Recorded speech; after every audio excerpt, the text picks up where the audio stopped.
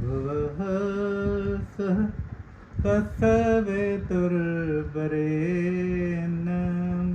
भर्गो देवस्य धीमहि धियो यो नः प्रचोदयात्। तूने हमें उत्पन्न किया, पालन कर रहा है तू। तुझसे ही पाते प्राण हम, दुखियों के कष्ट हरता है तू। तेरा महान तेज है, छाया हुआ सभी स्थान। सृष्टि के वस्तु वस्तु में तू हो रहा है विद्यमान। तेरा ही धरते ध्यान हम, मांगते तेरी दया।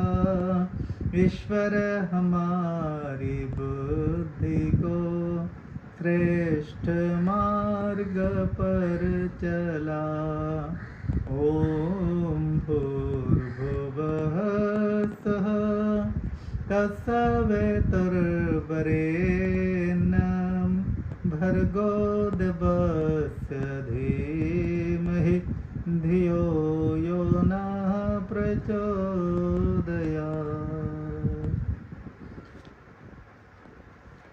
একবার এরকম পাঠ করছি আমি। ডাক্তার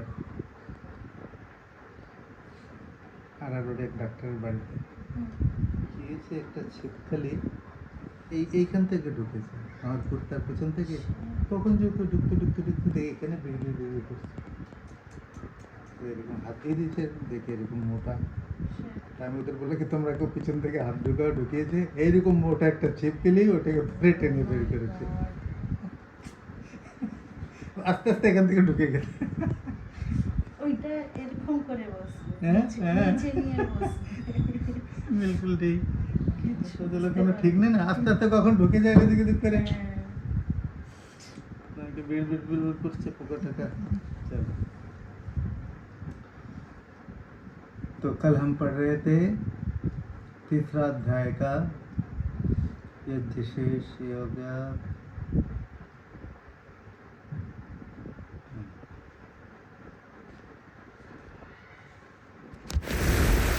क्योंकि संसार में उस पुरुष का किए जाने से भी कोई प्रयोजन नहीं और न किए जाने से भी कोई प्रयोजन नहीं, तथा इसका संपूर्ण भूतों में कुछ भी स्वार्थ का संबंध नहीं रहता। तो भूले गल ना कि बोले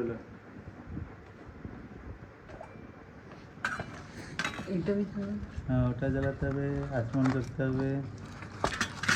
ওই এখানে বিড়বিড় করতে দেখে ধ্যান চলে গেছে তো আর খেয়াল নেই। মামা কোথায় গেছে? মামা মামিদেরকে নিতে গেছে, 6টার সময় আসবে, ওরা ট্রেন উঠবে, মানে কি ওইখান থেকে আসছে 6টার সময় লুধিয়ানা ঢুকবে ট্রেন। আচ্ছা, তো কলকাতা থেকে আসছে? কেউ উত্তর ঢুকেছিল। হ্যাঁ, এদিকে হাওয়া লাগে।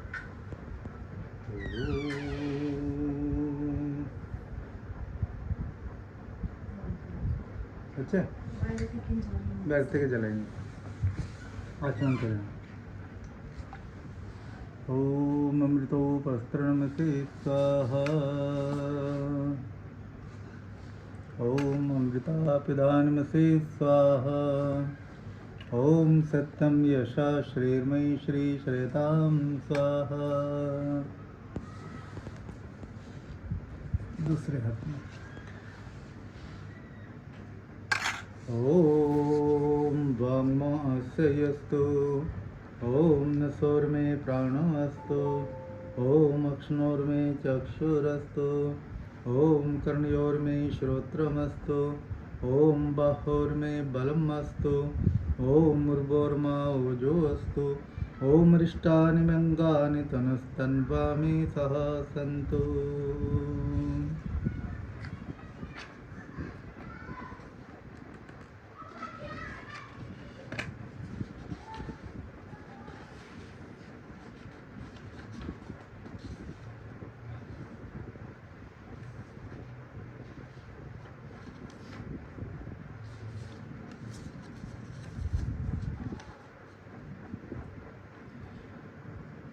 तू अनासक्त हुआ निरंतर कर्तव्य कर्म को अच्छी प्रकार कर, क्योंकि अनासक्त पुरुष कर्म करता हुआ परमात्मा को प्राप्त होता है। कर्तव्य कर्म हमें जीवन में सुख देता है। जीवन से छुटकारे करने का सबसे बढ़िया तरीका है कर्तव्य करना। कर्तव्य ही धर्म है। लोगों ने धर्म समझ लिया कहीं पूजा पाठ इतना, ये धर्म का एक छोटा सा अंग है, लेकिन सबसे बड़ा धर्म है व्यवहारिक धर्म। और जो व्यवहारिक धर्म में कुशल है वही जीवन में सुख समृद्धि प्राप्त करता है। इस प्रकार जनक आदि ज्ञानी जन भी आसक्ति रहित कर्म द्वारा ही परम सिद्धि को प्राप्त हुए। इसलिए लोक संग्रह को देखता हुआ भी तू कर्म करने को ही योग्य है। क्योंकि श्रेष्ठ पुरुष जो जो आचरण करता है अन्य पुरुष भी वैसा ही आचरण करते हैं। वह पुरुष जो कुछ प्रमाण कर देता है लोग भी उसके अनुसार बरतते हैं। तो हे अर्जुन, यद्यपि मुझे तीनों लोकों में कुछ भी कर्तव्य नहीं है तथा कुछ भी अप्राप्त नहीं है, तो भी मैं कर्म में ही बरतता हूँ। यदि मैं सावधान हुआ कदाचित कर्म में न बरतूं तो बड़ी हानि हो जाएगी। क्योंकि हे अर्जुन, सब प्रकार से मनुष्य मेरे बर्ताव के अनुसार बरतते हैं। यदि मैं कर्म न करूं तो ये सब लोक भ्रष्ट हो जाए और मैं वर्ण संकर करने वाला हूँ तथा इस सारी प्रजा को मारने वाला बनूं। इसलिए हे भारत, कर्म में आसक्त हुए अज्ञानी जन जैसे कर्म करते हैं वैसे ही अनासक्त हुआ विद्वान भी लोक शिक्षा को चाहता हुआ कर्म करे। तथा ज्ञानी पुरुष को चाहिए कि कर्मों में आसक्ति वाले अज्ञानियों की बुद्धि में भ्रम उत्पन्न न करे, किंतु स्वयं सब कर्मों को अच्छी प्रकार करता हुआ उनसे भी वैसे ही करें। जैसा कुछ लोग कहते हैं ना, अच्छा तुम्हारा बेटा नहीं हो रहा, अमुक कोई एक बच्चा बलि दे दोगे तुम्हारा बेटा हो जाएगा, है ना। कितने जघन्य अपराध। अच्छा तुम्हारे गरीबी है, कारोबार ठीक नहीं चल रहा है, एक बच्चे के बलि दे दो। तो कहते कि ये वो तामसिक लोग वाले हैं। कर्म से ही हमारे कारोबार में उन्नति होती है, जीवन में उन्नति होती है।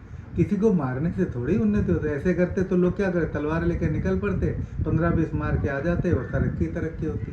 और यदि तरक्की होती, पहली बात तो होती नहीं, और यदि ऐसी तरक्की मिल जाए तो ऐसी तरक्की का क्या लाभ जिसमें 10 जनों की जान चलेगी। तो लोग जो है ना, ये तामसिक प्रेरणा जो लोगों को देते हैं, जो तांत्रिक लोग होते हैं ना, उनके चक्कर में कभी नहीं पड़ना चाहिए। मुझे कई लोग कहते हैं शास्त्री जी बहुत घाटा हो रहा है, क्या करे, क्या झमला है। हम क्या, अच्छा लाभ कितने दिन हुआ? बोले बड़े लाभ हुए। हम के तब तो परेशान नहीं? बोले नहीं परेशान हुए। तो बोले अब थोड़े दिन ऐसा हुआ ताकि जब वो दिन नहीं रहे तो ये दिन भी नहीं रहे, ठीक है ना। लाभ का दिन तभी याद नहीं किया, अब कुछ दिन हानि का चल रहा है। यही तो जीवन है, कभी लाभ तो कभी हानि, कभी जीत कभी तो हार, कभी सुख कभी दुख, कभी बारिश हुई तो धूप भी निकलेगा। ये जीवन के सिस्टम है, इन सिस्टमों से जुड़ जाओ, नहीं तो दुखी हो जाओगे। हानि हुई है, काम करते रहेंगे, धीरे धीरे ये भी ठीक हो जाएगा। इसलिए इन सब चीज़ों को तरफ ध्यान नहीं देना चाहिए। कोशिश ये करना चाहिए, ध्यान मतलब ये नहीं कि दूसरी कोई तरीका उपाले, शॉर्टकट में हमें कोई मिल जाए। जीवन में शॉर्टकट का कोई मतलब नहीं होता। कर्म से ही हमारी उन्नति होती है, कर्म से ही अवनति होती है। फिर हम ऐसा मेहनत करें दोबारा, फिर हम उसको, जैसे अब देखा होगा आपने कि जब कोई ओलंपिक वगैरह खेल में जाते हैं ना, तो कल मुझे बेटा एक फिल्म दिखा रहा था, तो एक बच्चे का, बोले पापा देखो बहुत बढ़िया है। तो वो क्या करते, उसका सेकंड मतलब नाप रहे थे। तो देखा कि ओलंपिक का तो रिकॉर्ड तो इतना है, तो इसको तोड़ने का तरीका क्या, बोले प्रैक्टिस करो। तो बार बार जो ना 1 सेकंड आगे पीछे हो रहा है। उसको लेकर दोबारा उसका मेहनत किया, कई बार किया, फिर आगे जाकर उसको क्रॉस कर लिया। तो बार बार मेहनत करने से पीछे आ रहा है, फिर उसको दोबारा लिया, फिर आगे आ रहा है, कभी पीछे रहा, कभी आगे जा रहा है। ऐसे करे तो नहीं हो पा रहा है, 5-7 बार करने के बाद आगे ना। तो ये कैसे आया? परिश्रम करने से हुआ ना। तो कर्म करने से ही हम आगे बढ़ेंगे, न कि बैठे रहने के से, सोचते रहने से। जीवन में हर चीज़ हमारे पास आएगी। कभी बड़ी तकलीफ होगी, कभी बड़ी धूप होगी, कभी छाए होंगे, कभी बारिश होगी, कभी बाढ़ होंगे, कभी बड़े भूकंप होंगे। यही तो जीवन का, हम जिस धरती पर रहते हैं ये इसके सिस्टम है। सिस्टम को हम दूर नहीं कर सकते, भगवान ने बनाया हुआ है। बस उससे अपने को बचाने की कोशिश करनी चाहिए।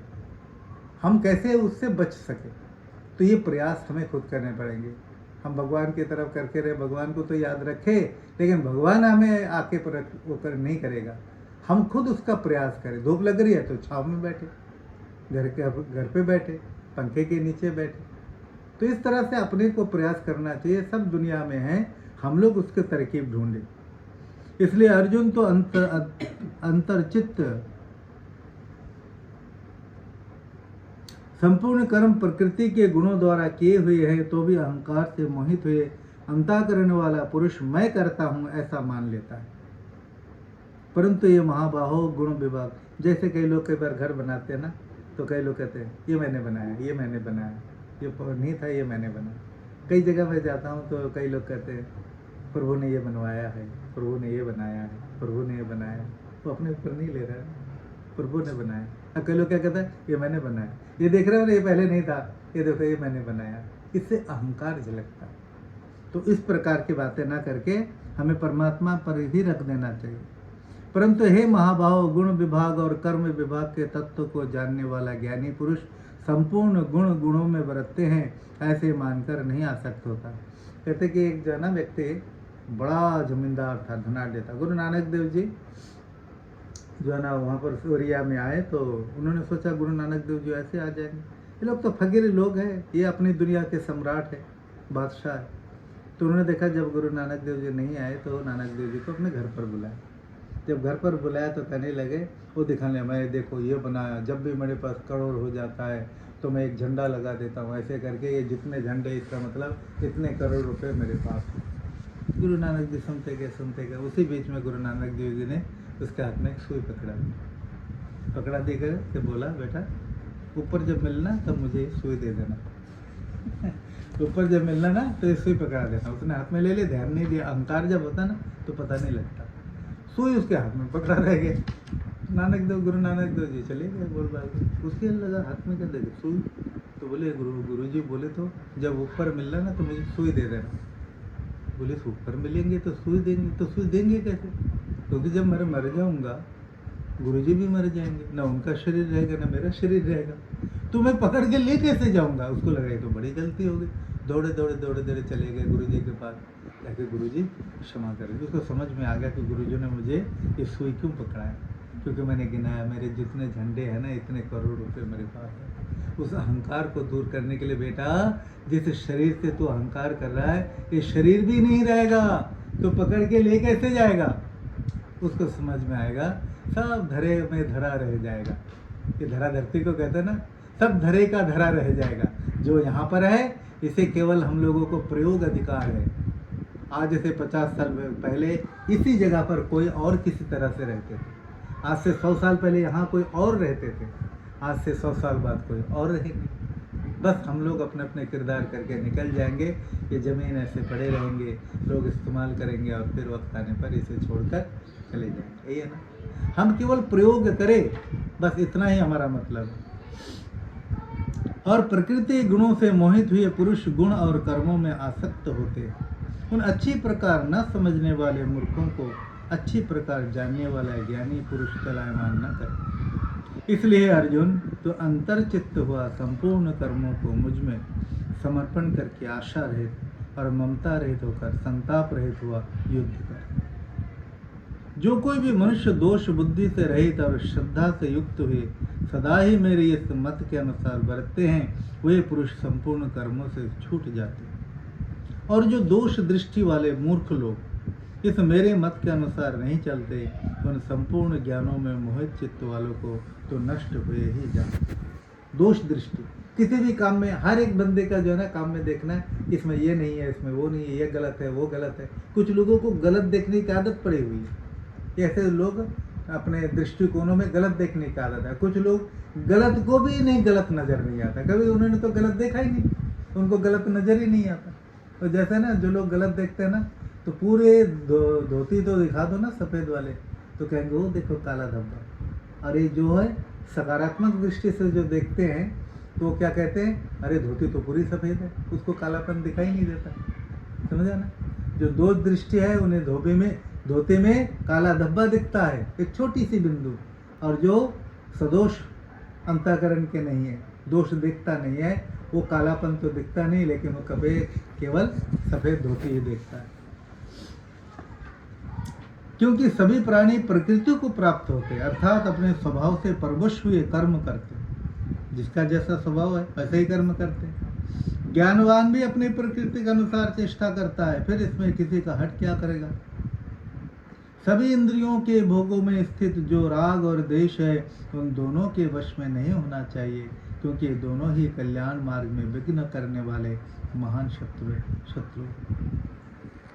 द्वेष भी हमें अपने रास्ते से गिराते हैं, तो राग भी गिराते हैं, क्योंकि दुनिया में असल में देखा जाए कोई किसी का नहीं और सभी के, कोई किसी का नहीं। हम जब माता पिता कहते हैं ना हमारे माता पिता हैं, ये केवल इसी जन्म के, हमारे बच्चे हैं ये इसी जन्म के हैं। पिछले जन्म में कोई और थे हमारे, अगले जन्म में कोई हमारे और होंगे, ये सब बदलते रहेंगे। तो इन सब चीज़ों को बदलने वाले रिश्ते केवल इतने तक है इस संसार तक। इसके बाद फिर पता नहीं कब मिले ना मिले, जब मिलेंगे भी ना वो बता पाएंगे ना हम जान पाएंगे कि ये वही, क्योंकि शक्ल बदल गए होंगे, शरीर बदल गया होगा, योनियाँ बदल गई होगी, पता नहीं किससे जीवन में चले गए, पशु जीवन में गए, उभचर बने, नभचर बने, थलचर बने कि मनुष्य बने, क्या बने, तो कर्मों के आधार पर। अच्छी प्रकार आचरण किए हुए दूसरे के धर्म से गुण रहित भी अपना धर्म अति उत्तम। अपने धर्म में मरना भी कल्याणकारक है और दूसरे का धर्म भय को देने वाला।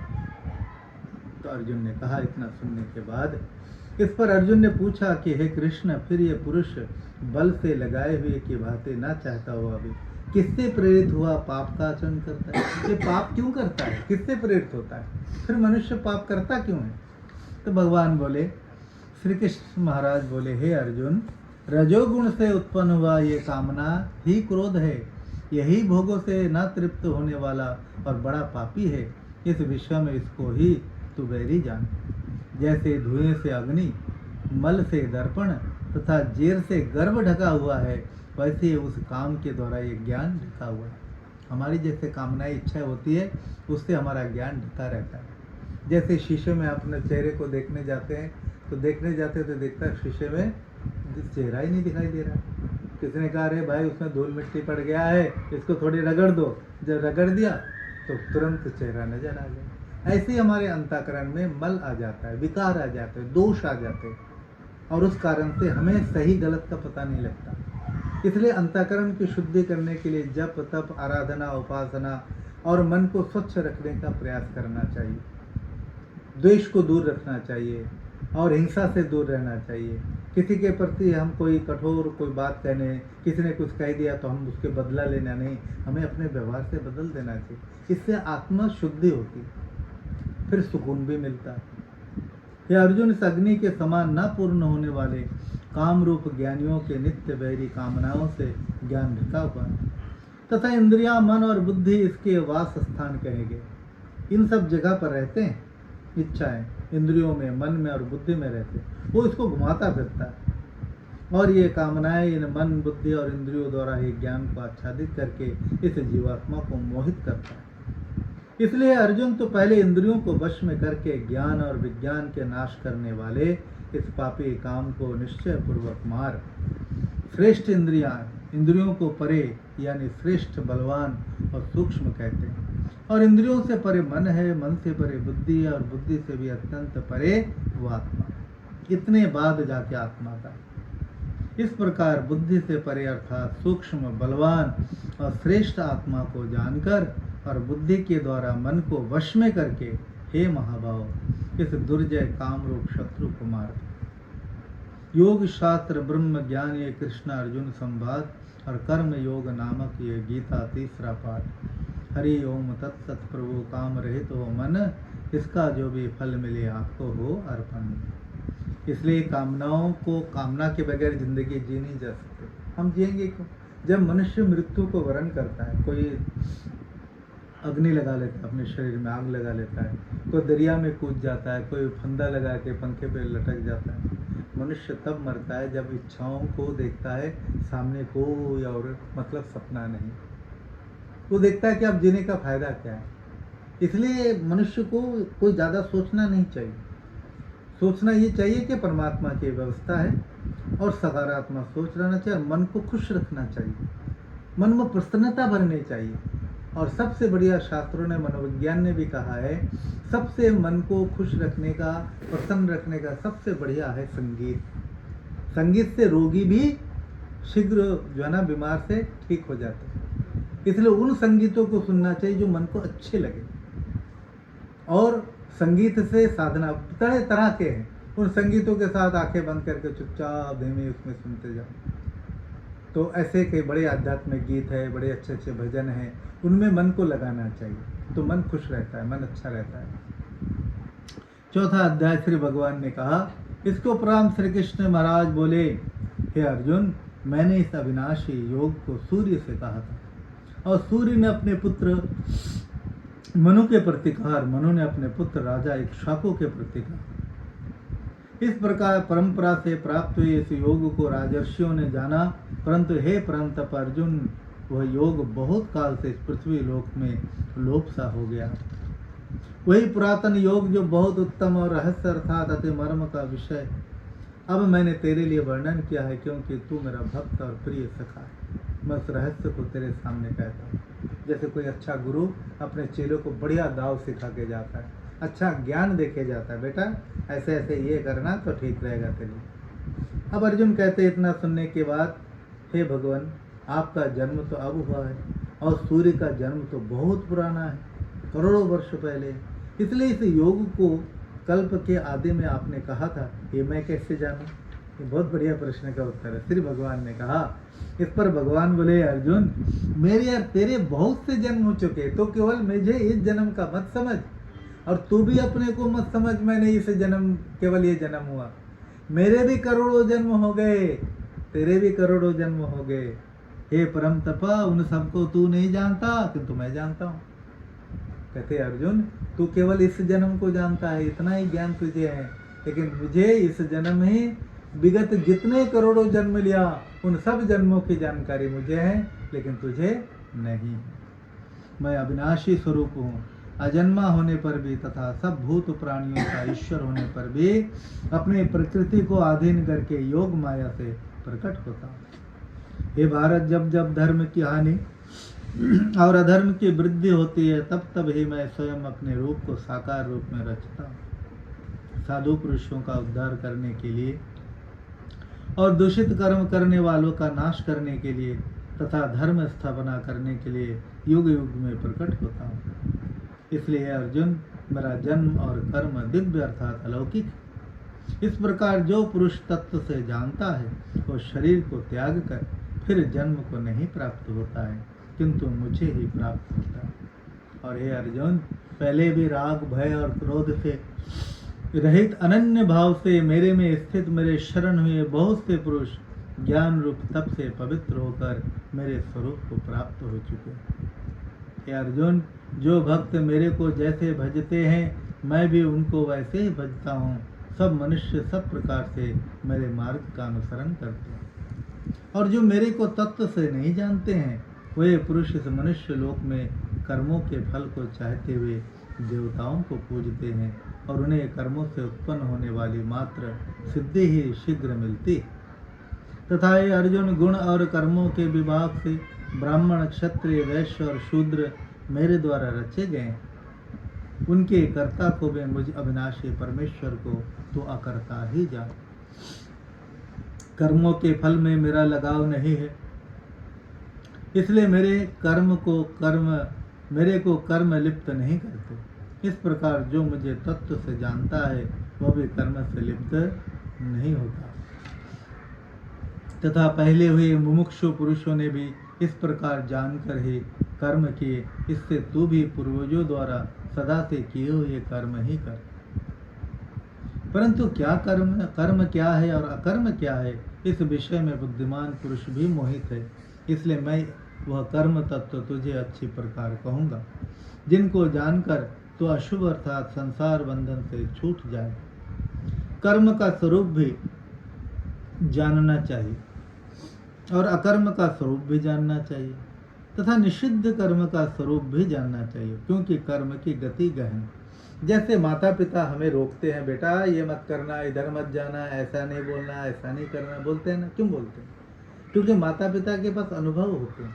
वो बच्चों को इसलिए रोकते हैं क्योंकि बच्चों को पता नहीं है ये करने से नुकसान क्या होगा, इसलिए बच्चों को बार बार टोकते, ना बेटा ऐसा मत बोलना, ना बेटा इधर मत जाना, नहीं करना, इधर गिर जाएगा। क्योंकि उन्होंने जैसा करके देखा कि इससे ऐसा होता है, तो ऐसा करेंगे तो बच्चों को नुकसान होगा, इसलिए बड़े हमेशा बच्चों को रोकते, बेटा नहीं ऐसा नहीं, ऐसा ऐसे करते ना। शास्त्र भी माता पिता की तरह हमें कहते, बेटा ये करो, बेटा ये मत करो, बेटा ऐसा करना चाहिए, बेटा ऐसा नहीं करना चाहिए। शास्त्र में दो प्रकार की बात है, एक हमको क्या करना चाहिए और एक दूसरा हमें क्या नहीं करना चाहिए। इन दोनों बातों को परमात्मा हमारे सामने एक पिता की तरह रखते हैं। जो पुरुष कर्म में अकर्म तथा वास्तव में उनका न होनापना देखे और अकर्म में कर्म को अर्थात त्याग रूप क्रिया को देखे, वह मनुष्यों में बुद्धिमान और वो योगी संपूर्ण कर्मों का करने वाला है। और हे अर्जुन, जिसके संपूर्ण कर्म कामना और संकल्प से रहित है, ऐसे उस ज्ञान रूप अग्नि द्वारा भस्म हुए कर्मों वाले पुरुष को ज्ञानी जन भी पंडित कहते हैं। और जो पुरुष सांसारिक आश्रय से रहित सदा परम आनंद परमात्मा में तृप्त है, वो कर्मों के फल और आसक्ति को त्याग कर कर्म में अच्छी प्रकार बरतता हुआ भी कुछ भी नहीं करता। कुछ लोग संसार में तड़पते रहते हैं, मुझे ये मिले, मुझे ये मिले, भगवान रब्बा मुझे ये दे। और कुछ लोग अपने मेहनत के हिसाब से काम करते हैं और ये सोचता है मैं मुझे जो चाहिए था परमात्मा ने मुझे दे दिया, उसके लिए तड़पता नहीं। इंसान की भूख तो कभी मिटती नहीं, पैसे कितने लो और चाहिए और चाहिए। कहते एक बार अखबार जो है ना जंगल में गया तो वहाँ पर जंगल में अपने साथियों से दूर हटके दूर जंगल में अकेला चला गया, वो भटक गया। तो करते करते एक बार एक किनारे निकला, देखा एक किसान के कुटिया में जो ना दिया जल रहा है। वहाँ पर पहुँचा और कहने लगे, वहाँ पर किसान और उसकी पत्नी थे। तो अकबर कहने लगा, भाई मैं भूखा हूँ, मेरे तो जान निकले जा रहे, मुझे खाना पानी दो। तो उन्होंने अपना खाना पानी उनको दे दिया, अपना खाना उनको दे दिया। तो खाना वाना खाए, सुबह जब हुआ तो जाने लगे और कहने लगे, देखो तुम नहीं जानते मैं कौन, मैं दिल्ली का बादशाह अकबर हूँ। अच्छा तो बहुत बढ़िया, हमने आपकी सेवा की। बोले देखो कभी वही परमात्मा करे कभी कोई ऐसी बात ना हो, लेकिन कभी कोई आड़े मुश्किल वक्त हो तो वहाँ दिल्ली में आके मुझे मिलना। बोले ठीक है। कहते कहते कहते कई साल बीत गए। एक बार ऐसा हुआ, बड़ा अकाल पड़ गया, बड़ा सूखा पड़ा, कोई मतलब अनाज नहीं। उनकी पत्नी ने कहा, देखो कई साल हो गए कि हमारे यहाँ दिल्ली से बादशाह आए थे अकबर, तो मुझे याद आ रहा है वो कह रहे थे कि मुश्किल हो तो दिल्ली आना, तुम्हारी मदद कर देंगे, जाओ तुम। रोज रोज कहने, बोले क्या ठीक लगता है, लेकिन बार बार पत्नी के कहते रहने से उनका वो रखने के लिए मान। तो कहते कि चल तू भी चल, दोनों चलते। दोनों चले गए दिल्ली। दिल्ली में जो है ना वो हाथी से सवार होकर के अकबर जा रहे थे। रास्ते में सारे लोग दोनों तरफ कतार बांध के, जैसे बड़े बड़े VIP जाते हैं ना, तो बीच में रास्ता खाली करके दोनों तरफ हाथ जोड़े खड़े रहते। इन्होंने किसान ने देखा, देखने के लिए अरे अकबर है, अरे अकबर करके चिल्लाने लगा। लोग कहने लगे ये क्या लो भाई, ऐसे अकबर को ऐसे पुकारते हैं। अकबर के नज़र चला गया तो देखा रहे ये तो वही किसान है। उन्होंने कहा भाई इनको राजमहल में ले गए। राजमहल में ले गए, लेकिन इनको बड़ा खिलाया पिलाया, सब बड़ा वो किए। तो अकबर आए, अकबर आके मिलने के लिए जब आए तो थोड़ी देर बाद कहने लगे कि तुम यहाँ बैठो, मैं ज़रा अभी आता हूँ। ये कह के वो अंदर एक कमरे में चले गए। कमरा थोड़ा सा खुला हुआ था दरवाज़ा। तो किसान देखने लगे, बड़ी देर हो गई वो अभी तक आया नहीं। तो थोड़ा सा ऐसे झाँक के देखने लगे, तो क्या देखते हैं कि अकबर ऐसे करके नमाज़ पढ़ रहे हैं और ऐसे करके हाथ करके, मुसलमान ऐसे करेंगे ना इस तरह से, मतलब तो ऐसे करने लगे। तो उन्होंने जब वो आए तो आके कहने लगे, अच्छा मुझे बताओ। हाँ बोलो क्या बात है। बोले नहीं वो तो बाद में बताऊंगा, पहले आप ऐसे क्या कर रहे थे। अकबर से पूछा क्या कर रहे थे। अकबर ने कहा नहीं कुछ नहीं। नहीं वो आपने कर क्या रहे थे। बोले मैं खुदा परवारदिगार अल्लाह ताला से मैं मांग रहा था, हे खुदा धन दे दौलत दे, बस इतना ही सुनना था। वो चलने लगे। बोले तुम आए तो कुछ बोले नहीं।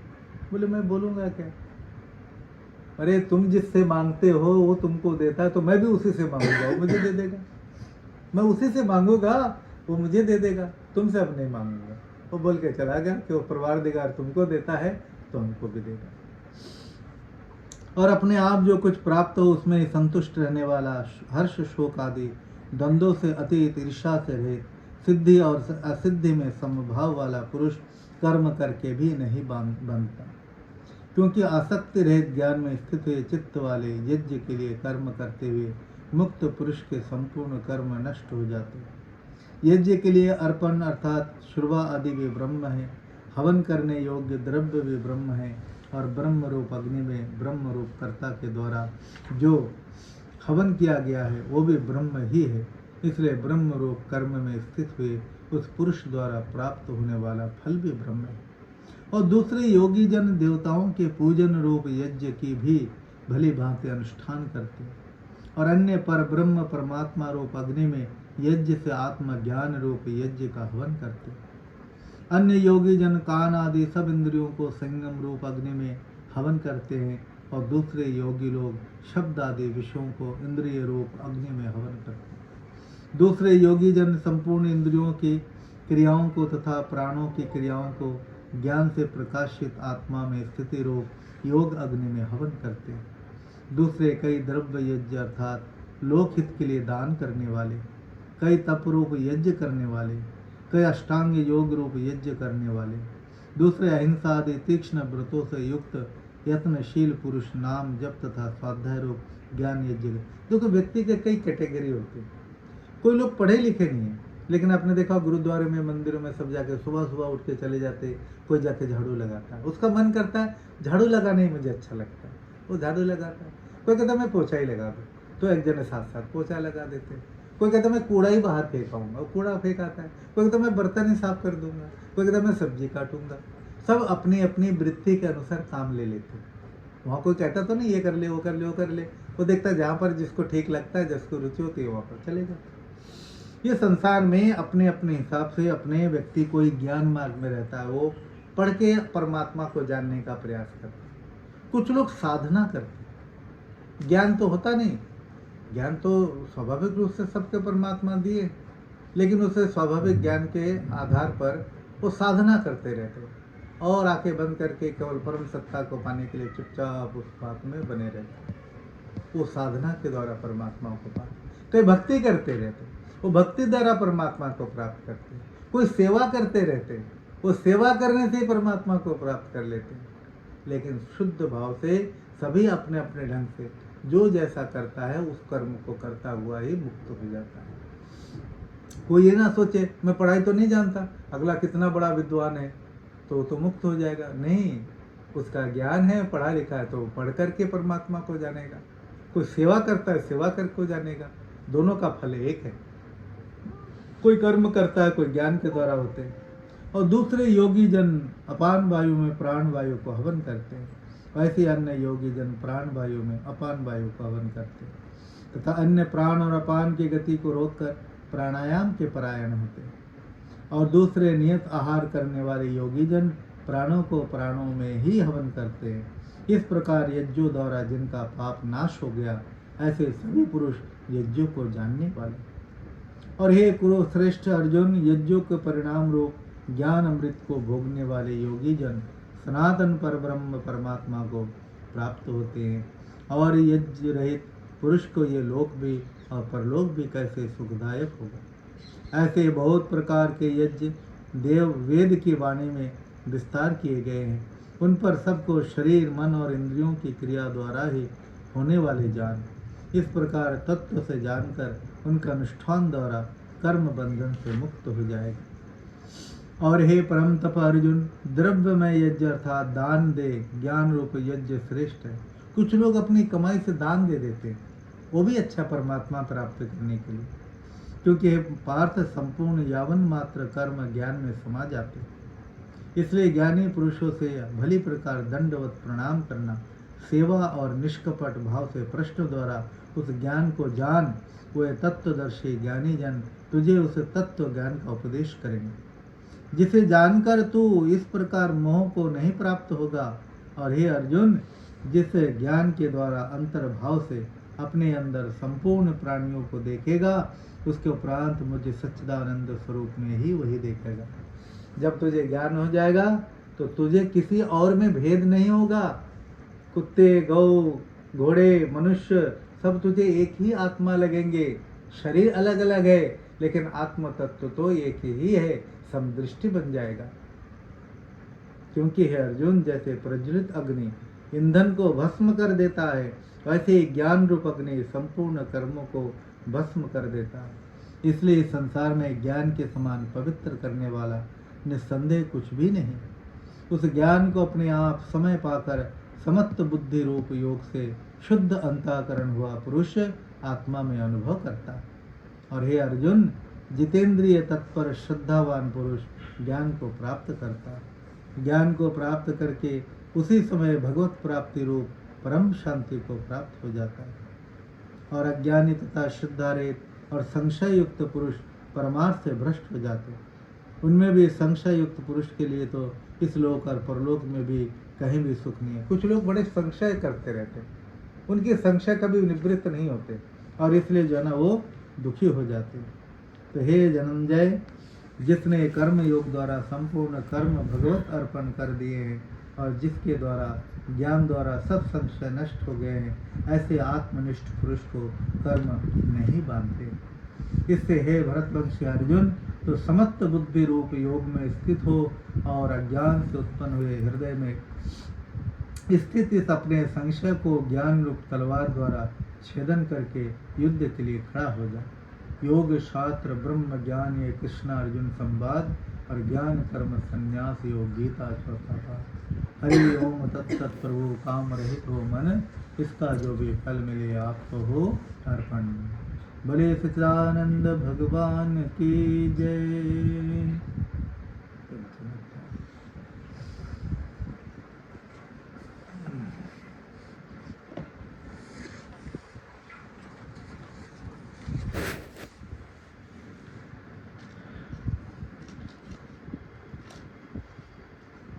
गति जीव आत्मा की कोई समझाए, कहाँ से ये आए कहाँ लौट जाए।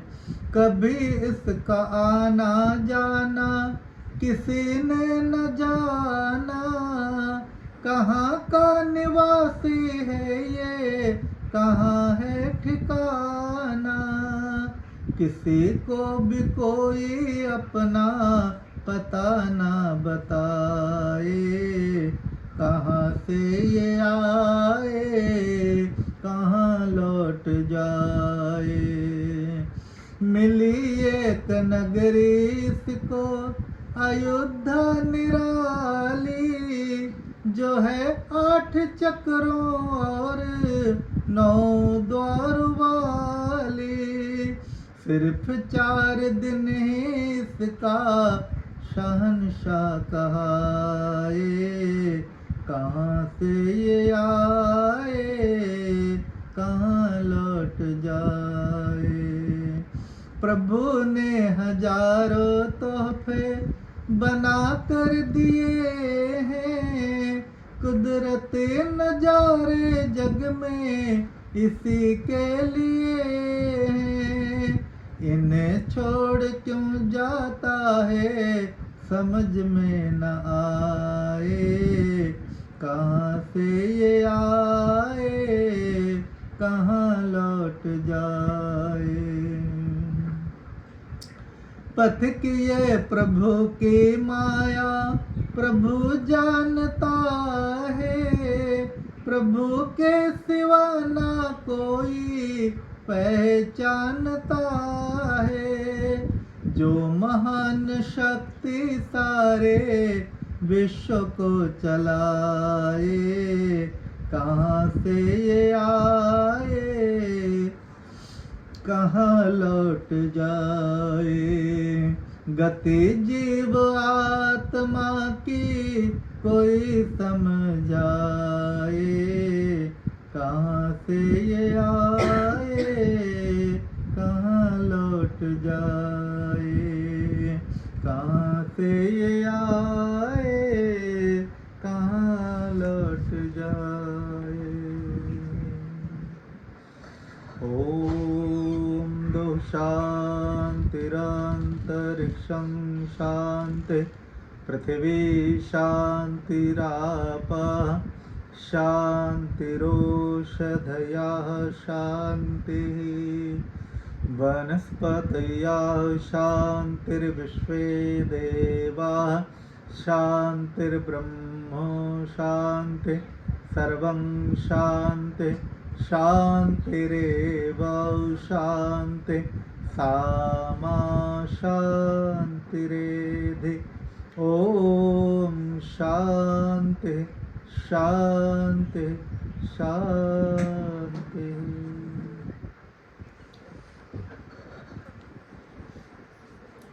समय सबसे बड़ा मलहम है। हाँ बेटा सुनना, कैसे मैं बता रहा हूँ। अब दोनों भाई बहन हो, माता जी चली गई ना, रात को नींद तो नहीं आती, नहीं ना आती, नहीं आएंगे कुछ समय तक। मेरी माता जी भी 2 साल हो गए गुजर गई। 2 साल तक मैं सोया नहीं, नींद ही नहीं आती, समझ आए। लेकिन उसके बाद धीरे धीरे कम होता गया। 2022 में डेथ हो गई, तो कहीं से गिर गई थी। मुझे उसका इतना मतलब दिल पे लगा, घर के किसी को पता नहीं लगता था, लेकिन मेरी नींद ही नहीं होती थी। उससे पहले मुझे बिस्तर पर जाओ तुरंत आंखें बंद हो जाती। 2 साल तक मुझे जब भी बिस्तर पे जाऊँ ना, हमेशा माँ का चेहरा दिखाई देता है। सारी सिनेमा की तरह रील घूमती रहती है, माने ये किया, माने ऐसे किया। नींद ही नहीं आए 2 साल तक। मेरा बहुत मतलब वो खराब रहा, लेकिन किसी को कुछ भी नहीं बोला आज तक। आज बता रहा हूँ, 2 साल बाद हो गए ना, अब थोड़ा कभी कभी, लेकिन वो नहीं ऐसा। अब तब तो हमेशा याद रहता, जब दिन में भी याद रहता है, रात को भी याद रहता था। 24 घंटे जब भी वो दिमाग से जाता ही नहीं था। लेकिन धीरे धीरे कम हो गया। इसलिए बेटा मैं अपने अनुभव से बता रहा हूँ, कुछ समय तक नींद नहीं होगी, मन बड़ा बेचैन होगा, बड़ा व्याकुल होगा, रोने को मन करेगा, अंदर अंदर रोना आता था होगा। हम भी ऐसा करते थे, लेकिन दुनिया है, समय सबसे बड़ा मलहम है। समय के साथ धीरे धीरे साथ, क्योंकि हम लाख सिर पटक ले, वो माँ भी नहीं आएंगे, मेरी नहीं आई तो आपकी भी नहीं आएंगे। वो चले गए हमेशा हमेशा के लिए, बस केवल यादों में बने रहेंगे। बस उनके लिए कल्याण की कामना करो, चाहे कितना सिर पटक लो, दोबारा वो आने वाले नहीं। दुनिया में ऐसा कोई वो नहीं, बस उनको याद रखते रहो, पर इतने आसानी से नहीं, धीरे धीरे जाएगा। जैसे कहीं पर कट लग जाए ना, आज ही ठीक नहीं होगा, ठीक होने में बड़ा टाइम लगेगा। टाइम ठीक भी हो जाएगा, कुछ देर तक, कुछ महीने तक दाग भी बना रहेगा। वक्त आने पर कई सालों बाद वो दाग भी थोड़ा रहेगा दिल के किसी न किसी कोने में। जब तक हम जन्म रहेगा तब तक माता पिता दोनों ही बने रहेंगे, लेकिन कभी कभार वो आता रहेगा दिन में। अब जैसे हमेशा आ रहा है ना, चुपचाप बैठे रहो तो उनके चेहरा सामने आता है। बस यही सोचकर दोनों भाई बहन माँ के लिए कल्याण की कामना करो, उनकी अच्छी यादों को जीवन में रखो, और माता पिता किसी के नहीं रहे, ठीक है ना। लेकिन इस समय एक ऐसा था, बड़ी कम उम्र में आपको माता पिता से दूर रहना पड़ा, ये बड़ी तकलीफ की बात है, तो चारा कोई नहीं, ये सब माएँ हैं, सब बैठे हुए आसपास, ठीक है ना। ठीक है बच्चों, बस ऐसे हम लोग हैं, आना जाना घूमना फिरना, यही दुनिया है। बड़े छोटी उम्र में बच्चों ने बड़े कष्ट पाए, वो दो भी दुनिया में गए, इन दोनों को सेट भी नहीं कर सके। चलो ऐसी दुनिया में परमात्मा। कई बार माँ बच्चे जान देंगे, कई बार माँ बच्चे जान देंगे, माँ कर जाती, बच्चा उठ कर जाता। माँ तो माँ होती है, माँ ही भगवान होते हैं। उसने कितने कष्ट सहे हमारे लिए।